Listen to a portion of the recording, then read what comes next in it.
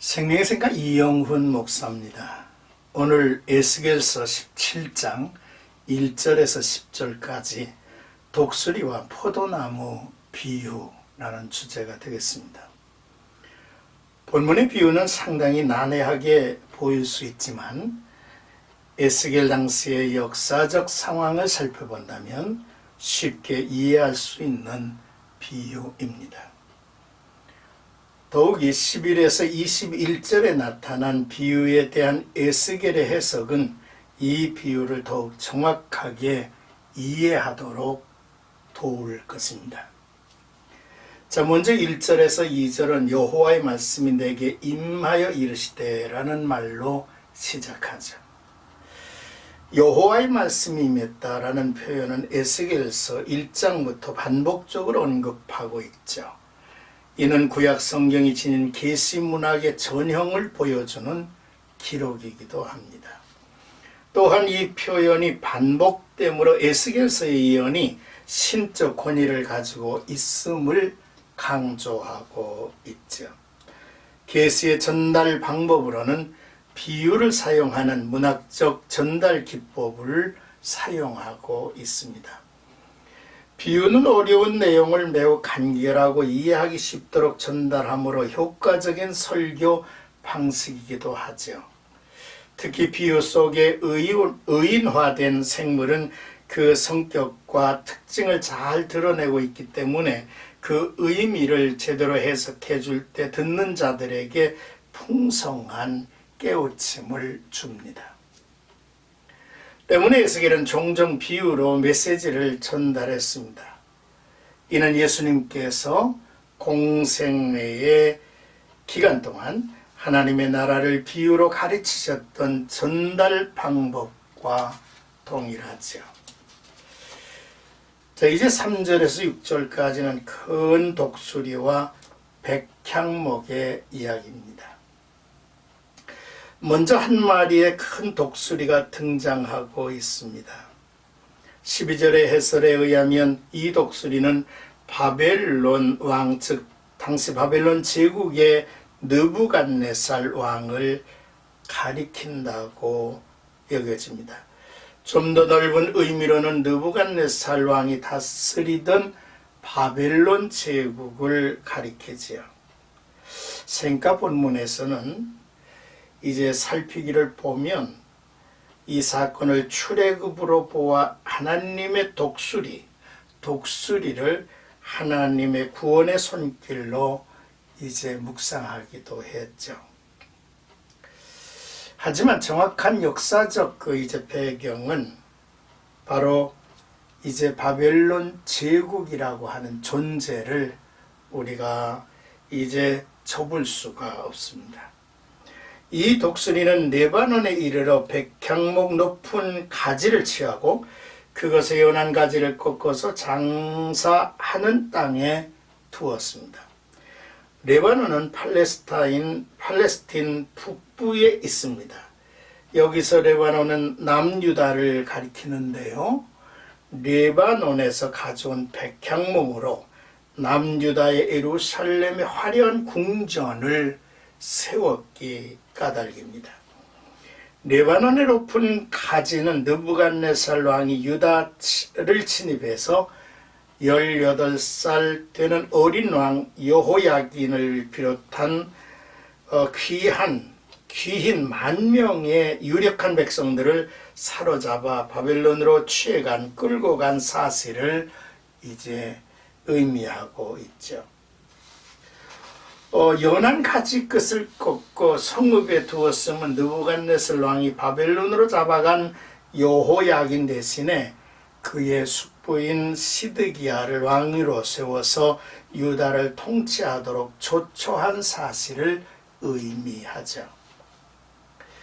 그리고 그 땅의 종자를 취하여 큰 물가에 심음은 유다 백성이 번영하도록 했다는 것입니다. 그러므로 시드기야는 바벨론을 섬기는 조건하에서 얼마든지 안정과 번영을 도모할 수 있는 적절한 환경을 가질 수 있게 되었다는 것이죠.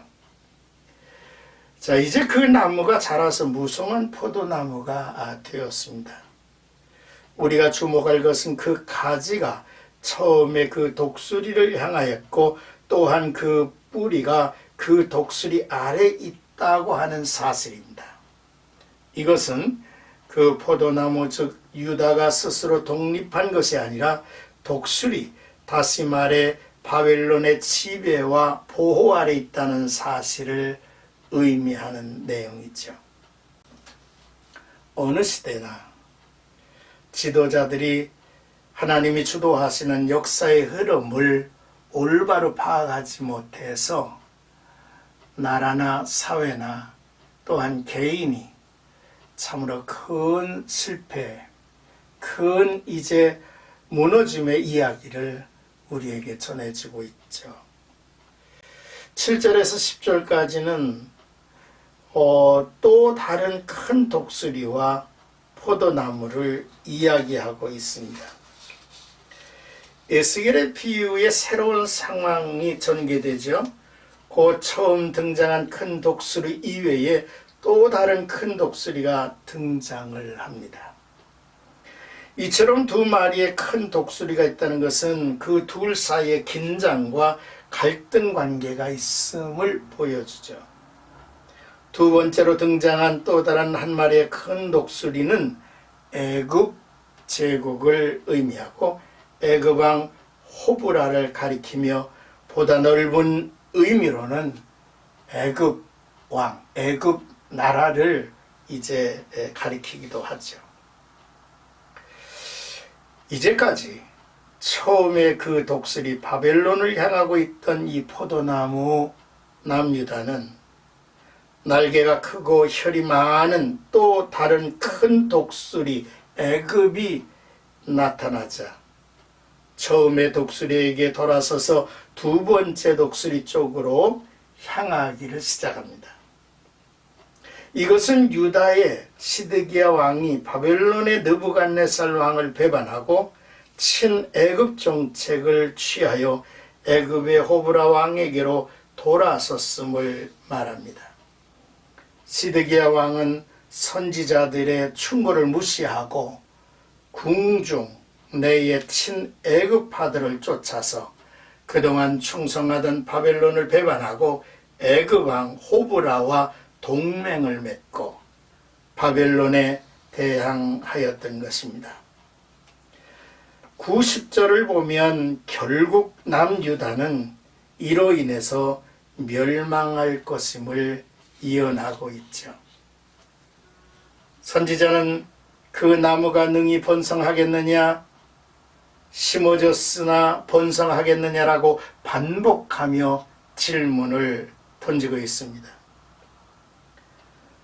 그런데 독수리가 그 뿌리를 빼고 시들고 마르게 하지 아니하겠느냐고 의외의 이야기를 하고 있습니다. 마침내 그 뿌리가 뽑히리라고 말하며 동풍에 부딪힐 때에 마르지 아니하겠느냐라고 반문하시면서 그 자라던 두둑에서 마르리라 하셨다 하라고 전하라 했습니다.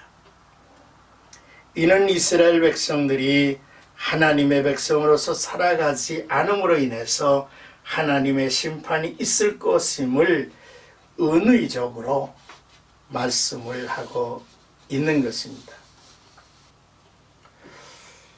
하나님의 관심은 두 마리의 독수리가 아닙니다. 바로 포도나무이죠.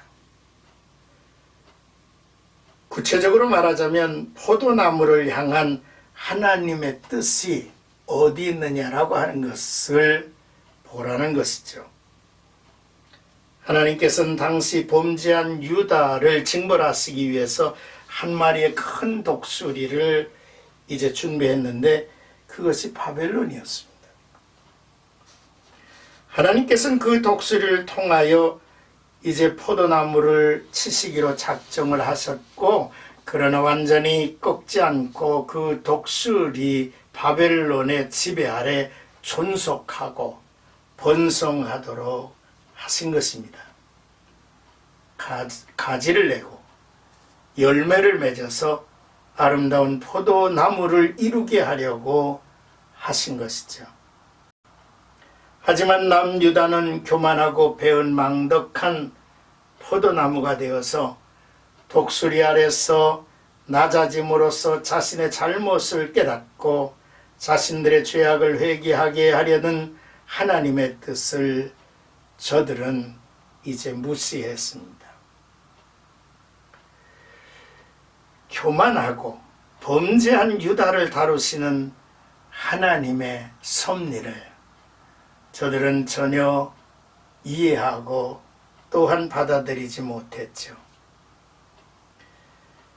또한 하나님께서는 자신의 뜻과 섭리를 선지자들을 통해서 분명하게 일러주시는 일도 저는 빼놓지 아니하셨습니다. 그러므로 포도나무 된 유다는 선지자를 통해서 보여주신 하나님의 뜻을 깨닫고 그 뜻에 따라서 순복하며 하나님의 인도하심을 받아야만 했죠. 자, 오늘 말씀을 우리가 이제 묵상을 하고 또 내일로 이어지는 이 상황에 대한 설명을 또 반복해서 우리가 묵상함으로써 오늘 우리가 살고 있는 이 삶의 현장에 하나님의 뜻과 섭리는 어디에 있는지를 헤아려 볼 수 있는 지혜가 있기를 주님의 이름으로 축원합니다.